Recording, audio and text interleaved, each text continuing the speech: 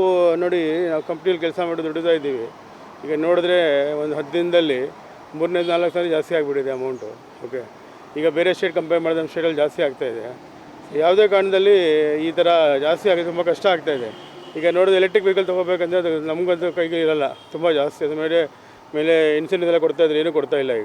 ಈಗ ಪೆಟ್ರೋಲ್ ಮೇಲೆ ಡಿಪೆಂಡ್ ಆಗಬೇಕು. ನಮ್ಮ ಹತ್ರ ಹ್ಯಾಂಡಿಕ್ಯಾಪ್ ನೋಡಿ ಪೆಟ್ರೋಲ್ ಮೇಲೆ ಡಿಪೆಂಡ್ ಆಗಬೇಕು. ಇದು ದುಡ್ಡು ಜಾಸ್ತಿ ಆಗಿದೆ, ತುಂಬ ಕಷ್ಟ ಆಗ್ತಾಯಿದೆ.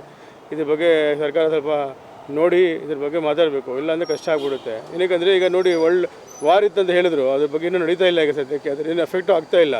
ಅನ್ನೇ ಸರಿ ಅಮೌಂಟ್ ಜಾಸ್ತಿ ಮಾಡ್ತಾಯಿದ್ದಾರೆ. ಮಿಡಿಲ್ ಕ್ಲಾಸ್ ನಮ್ಮ ಥರ ಅವ್ರಿಗೆ ತುಂಬ ಕಷ್ಟ ಆಗ್ತಾಯಿದೆ ಇದ್ರ ಬಗ್ಗೆ. ಇದೆ ನನ್ನ ಪ್ರಕಾರ, ಇದೆ ಅಭಿಪ್ರಾಯ. ನೋಡಿ, ಯಾರು ಈಗ ಸೆಂಟ್ರಲ್ ನೋಡಿದ್ರೆ ಸ್ಟೇಟ್ ಕೇಳ್ತಾರೆ, ಸ್ಟೇಟಿಗೆ ನೋಡಿದ್ರೆ ಸೆಂಟ್ರಲ್ ಅಂತ ಹೇಳ್ತಿದ್ದಾರೆ. But end of the day effect ಆಗ್ತಾ ಇರೋದು ನಮ್ಮ ಮಿಡಿಲ್ ಕ್ಲಾಸ್ ಫ್ಯಾಮಿಲಿಯವ್ರಿಗೆ ತುಂಬ ಕಷ್ಟ ಆಗ್ತಾಯಿದೆ. ನೋಡಿ ಸರ್, ಬಡವರಿಗೆ ಎಫೆಕ್ಟ್ ಆಗ್ತಾ ಇಲ್ಲ. ಏನಕ್ಕೆ ಪೆಟ್ರೋಲ್ ಹಾಕ್ಸ್ತಾ ಇಲ್ಲ. ಈಗ ದುಡ್ಡವ್ರಿಗೆ ಎಫೆಕ್ಟ್ ಆಗ 110 ರೂಪಾಯಿ 200 ರೂಪಾಯಿ ಆಗಲಿ. ನಮ್ಮ ಥರ ಡೈಲಿ ಜೀವನ ಮಾಡೋರಿಗೆ ತುಂಬ ಕಷ್ಟ ಆಗ್ತಾಯಿದೆ. ಇದ್ರ ಬಗ್ಗೆ ಸರ್ಕಾರ ಒಂದು ಯೋಚನೆ ಮಾಡಿ ಇದ್ರ ಬಗ್ಗೆ ನಿರ್ಧಾರ ತೊಗೋಬೇಕು. ಇಲ್ಲ ಅಂದರೆ ಮುಂದೆ ಬರೋ ಜೀವಿಗೆ ತುಂಬ ಕಷ್ಟ ಆಗುತ್ತೆ. ನೋಡಿ, ಗ್ಯಾಸ್ ಸಿಗ್ತಾ ಇಲ್ಲ, ಇಂಥ ಟೈಮಲ್ಲಿ ಪೆಟ್ರೋಲ್ ಸಿಗೋದು ತುಂಬ ಕಷ್ಟ ಆಗುತ್ತೆ ಸರ್ ನಮಗೆ.